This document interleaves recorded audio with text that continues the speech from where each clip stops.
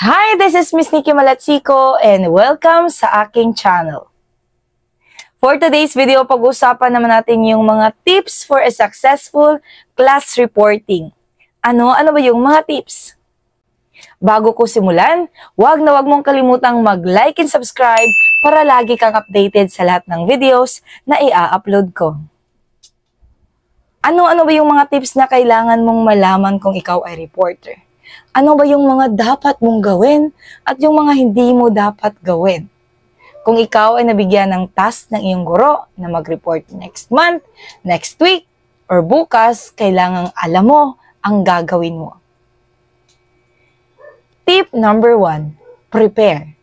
Isa sa pinaka-importanting bagay bilang isang reporter ay naunawaan mo yung topic mo. Kasi yun yung isi-share mo sa classmates mo. Yun yung i-discuss mo. Kaya importante na alam mo ang topic na naka-assign sa iyo. Alam niyo ba, pag well-prepared ka as a reporter, mas tataas yung confidence na nasa sarili niyo. Tip number 2, organize your content. Structure your presentation logically. So, paano ba yung gawin? So, you can start with your introduction, followed by your main points, and conclude with your summary. So, importante na alam mo yung tamang pagkasunod-sunod ng slides na ihahanda mo. Especially kung gagamit ka ng PowerPoint presentation.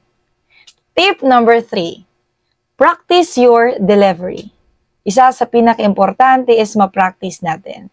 So, kailangan pagtuunan mo ng pansin ang iyong tono, ang iyong pananalita, yung bilis, kung naiintindihan ba. So, sa akin, nung estudyante pa ako, yung ginagawa ko, di ba, meron tayong mga recorder sa cellphone natin. So, yung nagpa-practice ako, nire-record ko yung, yung boses ko, kung naiintindihan ba, or kung meron ba akong mga dapat i-correct sa aking pananalita. So, yun.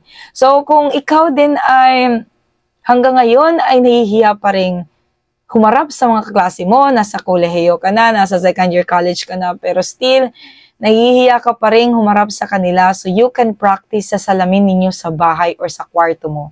Yun yung ginagawa ko noon kasi mahihain din ako noon. So, yung ginagawa ko or even ina-advise ko sa mga estudyante ko is you can practice naman sa harap ng salamin. Ayun, so kailangan mai-practice mo yung tamang body language mo, kailangan nakatayo ka ng maayos sa harap ng mga kaklase mo, sa harap ng teacher mo, kasi isa yun sa mga mapapansin ng mga audience. So, kailangan na alam mo yun. So, you can practice, practice, practice. Tip number 4, engage with your audience. Encourage them with your questions and interactions. Sa mga napapansin ko, sa mga estudyante ko na talagang pinaghandaan nila yung mga report nila, so ang ginagawa nila is nagbibigay sila ng activity sa mga classmates nila before sa discussion nila. So, pwede ding magbigay ka ng ibang interactions na mai-excite yung mga classmates mo. So, pwede mong gawin yun.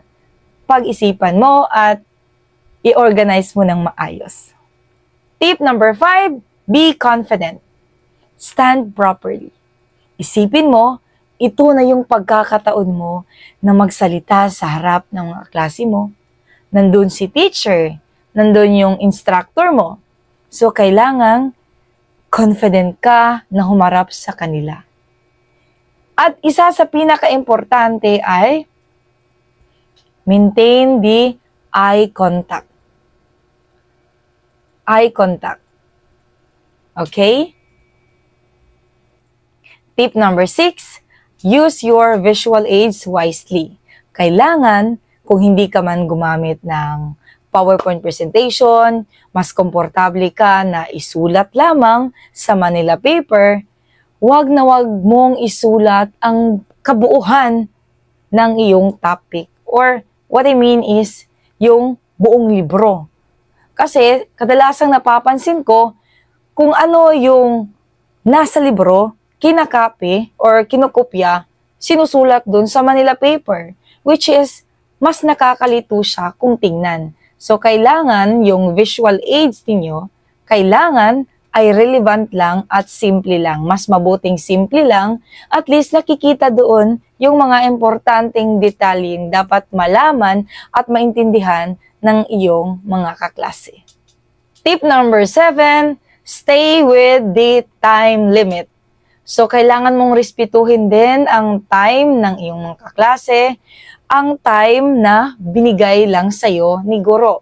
Kung binigyan ka lang ng 15 minutes para mag-deliver ng iyong report, kailangan aware ka sa time kung kailan ka magsisimula at kailan ka matatapos. Tip number 8, seek feedback. Kung tapos mo nang ma-deliver yung topic mo, tapos mo nang ma-discuss yung mga importanteng detalye ng topic mo, mas mabuting mag-ask ka ng feedback from your classmates or from your instructor. Kasi para alam mo next time kung ano ba yung mga bagay na kailangan mo pang i-improve or kailangan mo pang gawin. Importante na mag-a-ask tayo ng feedback from our classmates. Tip number 9, stay calm and adapt. Hindi naman talaga natin maiiwasan. Minsan, hindi gumagana yung laptop natin. Minsan, hindi gumagana yung projector. So, huwag kang magpanik. Huwag kang magpanik. Manatili kang kalmado kasi kung kalmado ka, mas malalaman mo kung ano ba yung dapat mong gawin. So, talagang nangyayari yun eh. Yung sa presentation mo, tapos minsan hindi mo magana yung mga saksakan or magkakaroon ng sinasabi ko, technical issues. So, kailangan manatili kang kalmado para makapag-isip ka ng maayos kung ano yung dapat mong gawin kung sakali mang magkaroon ng technical issues. Tip number 10, thank your audience. Huwag na huwag mong kalimutang magpasalamat sa kaklase mo, sa audience mo, sa instructor mo, kasi naglaan din sila ng atensyon sa pakikinig sa'yo. Kaya huwag na huwag mong kalimutan yan. Tip number 11, huwag kang magsuot ng revealing dress or revealing outfit. Kasi may puruhan na madidistract sila sa iyo. Imbis na makinig sila sa topic mo or makinig sila sa diskusyon, yung ibang kaklase mo, titingnan ka na lang. What if nakasuot ka ng napakanipis na dress? Do you think mas magpo-focus yung classmates mo sa diskusyon? Makakadistract kasi yung ganon, yung napakanipis at napaka-sexy. Kaya nga, yung kadalasang ina-advise sa mga reporters is kailangan a day before your reporting, for example, bukas na yung araw ng task mo na magre-report ka, kailangan ngayon pa lang nakapili ka na ng formal outfit mo na isusuot mo kinabukasan. Kaya please select properly or please be mindful sa ganyan. Huwag na huwag kang magsuot ng revealing dress. Kailangan naka-formal attire tayo. Tip number 12, huwag ka munang uminom ng kape sa araw ng report mo.